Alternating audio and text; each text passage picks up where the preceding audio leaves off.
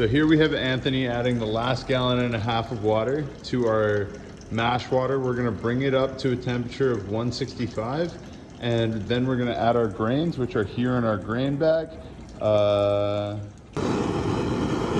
a nice swing going underneath our water, reaching a temperature of 164. Will be no problem in a matter of time. What do we have in this bag? In that bag we have our pale malt, our crystal caramel malt, our Munich malt, our special roast, our roasted barley, and once our water gets to striking temp, 165, we're adding our grains in that water and letting it sit.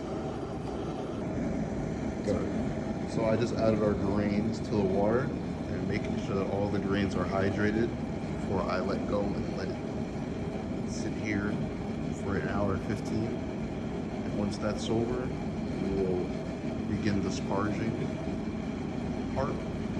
And we're letting it sit here at 150 degrees.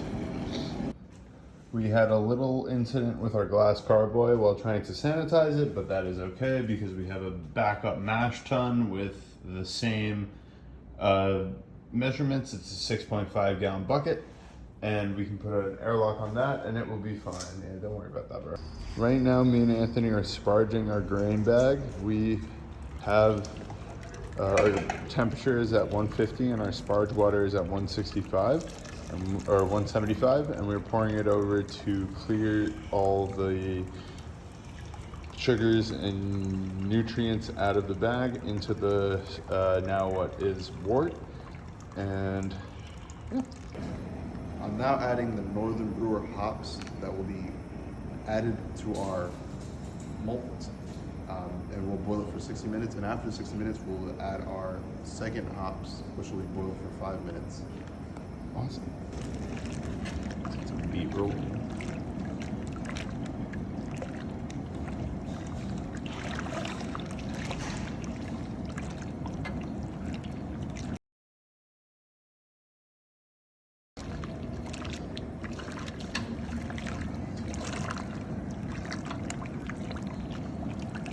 You see a picture of that?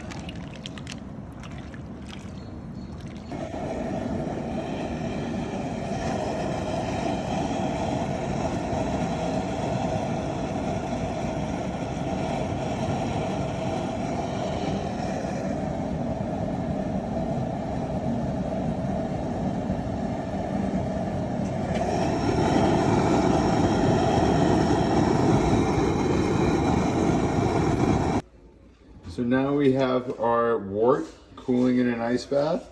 We are going to cool it down to 70 degrees and then add our yeast and then put it in our fermenting tub to ferment for 2 to 3 weeks. Anthony is about to perform our iodine test.